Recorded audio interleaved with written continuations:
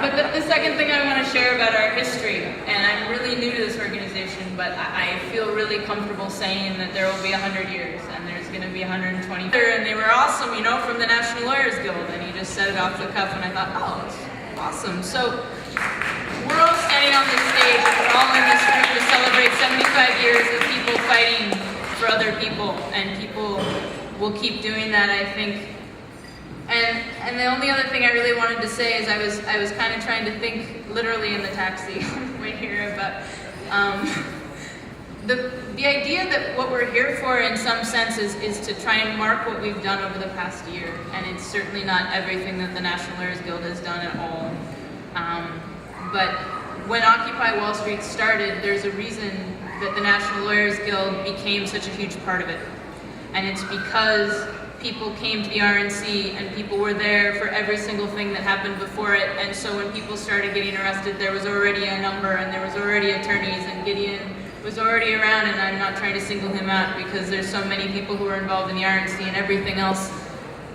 But, you know, it made me, I'm making this short YouTube video, which hopefully will be done soon, about Palestine, and I was trying to find a clip of a Martin Luther King speech.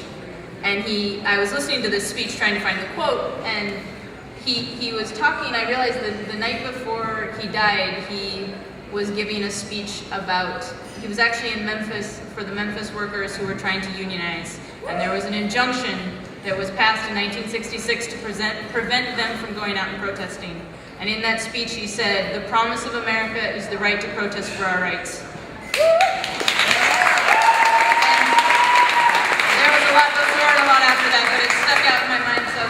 About tonight, and this is the first time in my legal career I've really gone out and fought for protesters, and it really is not a minor thing, because it's really about not just protecting people from OWS, but protecting everyone from being able to talk. And in our country right now, we're being sold this sort of bill of goods. We're being taught and told who this quote-unquote enemy is, and we're being told that we have to make sacrifices for our safety and for our security and all of this word I'm not supposed to say. And it's really everything that we've done, you know, it's not just about protecting First Amendment. I haven't gone into court and talked about the First Amendment all that much. I've gone in, you know, one night I was on the phone with Gideon, and Jen had texted him, and he ran down and prevented someone from being questioned. And I have clients who've been stopped at their homes by people, and you know, this isn't isolated to Occupy Wall Street. This is our country right now.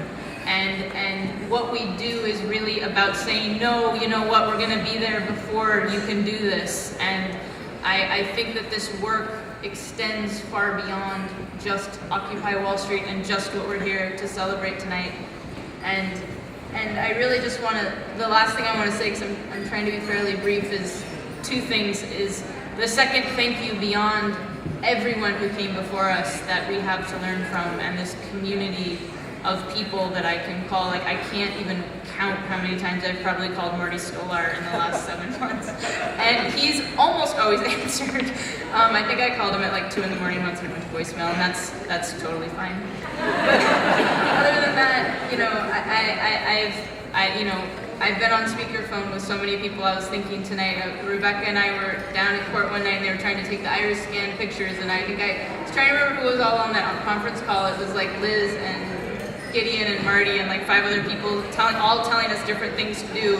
And Rebecca and I were kind of like, and it turned out all you have to do is scream habeas in the hallway, and they're fine.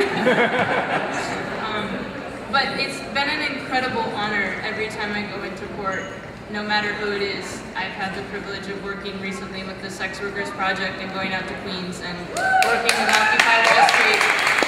And every single time I feel a deep honor that I get to walk into court and fight for somebody. I really do. I feel twice as scared, but I feel really proud every time I do it, and I feel very under-skilled. But the last thing I'm just going to say is that my presence on this stage would be impossible without the incredible group of people who came together around this Occupy Wall Street cause. Not just lawyers, legal workers, Occupy Wall Street protesters, We had marathon meetings. Like, it's impossible to figure out the right story to tell. You know, I think Vina and I ended up at Zuccotti Park at like 3 in the morning. I went over one night to help Christina. I was like, I'm gonna help Christina do this court support thing. And I showed up, and 3 hours later she was done with instructions, and I was thinking, I'm never gonna be able to figure out. I had color-coded papers and clipboards and all this stuff, and I remember leaving and thinking, oh my God. We really sat at meetings, and it was impossible to have one person missing from those meetings, and it would have been not the same product.